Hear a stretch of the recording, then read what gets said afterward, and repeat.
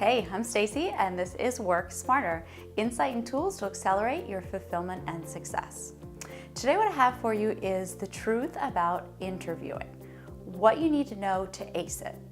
Now you can spend all day reading blogs and articles that tell you about how you need to show up on time, make eye contact, have a firm handshake, blah, blah, blah. These are all basic foundational concepts you already know. So what does it really take to ace that interview and get the offer?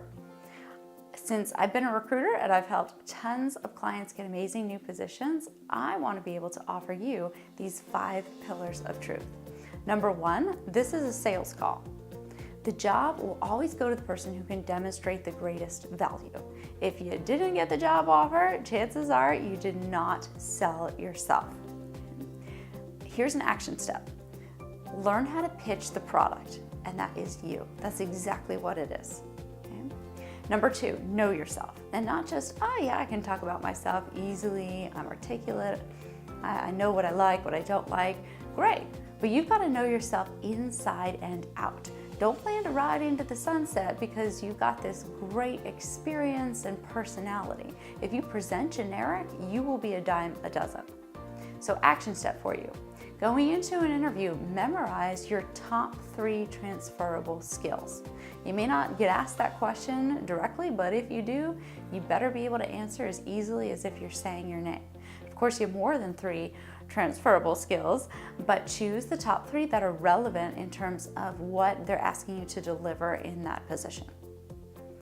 Okay, and then a second action here is make sure you articulate your brilliance, and that is your unique value proposition. What you're gonna do better than the average Joey professional candidate. Make sure you can speak to this and weave it into your answers. That's like the persuasive selling point all throughout.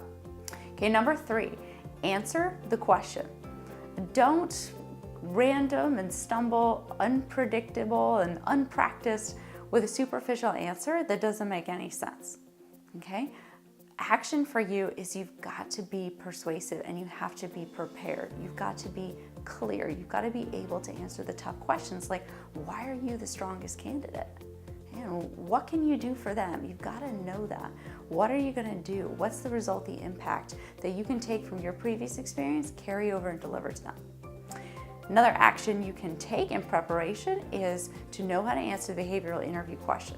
Now, as you rise up, the higher you get, the less it is about are you qualified to actually do the job, and it becomes more of a cultural fit and do they like you? But still, you got to be prepared for the behavioral, and that's essentially the premise is the past behavior predicts future performance, and you've got to answer that in 3 parts: the situation, the action, and the result. Don't leave out the result. Okay, there's more to this, but that's just the intro I want you to remember and to be aware of in practice. 4th thing here is you've got to ask the right questions. When it's your turn and they say, well, do you have any questions for us? You say, yes, I do. And you can open up your portfolio and you should have critical thinking questions prepared. So for example, say something like, tell me about someone who's been successful in this role before and why was he or she so successful? Or how would you describe your management style and can you give an example?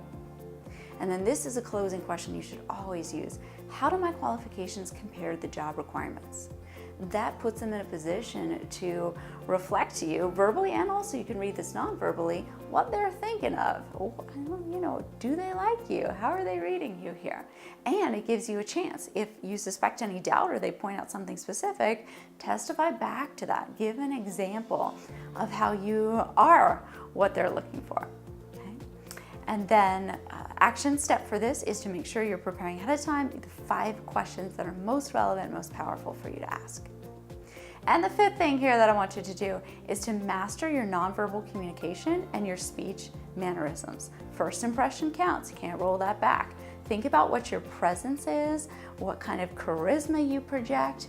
You want to make sure you're aware of that so you can leverage it. You want to be aware of mirroring like attracts like. So if they're very conversational, they're focused, they're leaning in, you want to behave that way as well.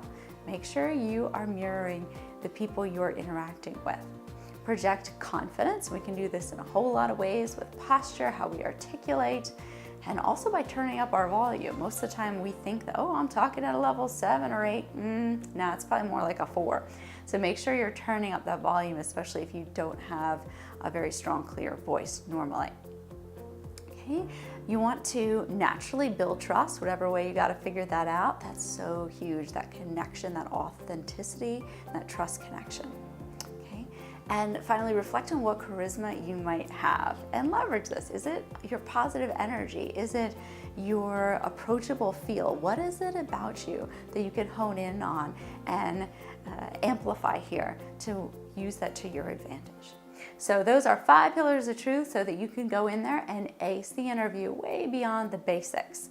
And for more resources and help, ask advice, ask questions, look at what's in the file section on the Career Mavericks Facebook page. So I hope to see you in there, and I'll catch you next week.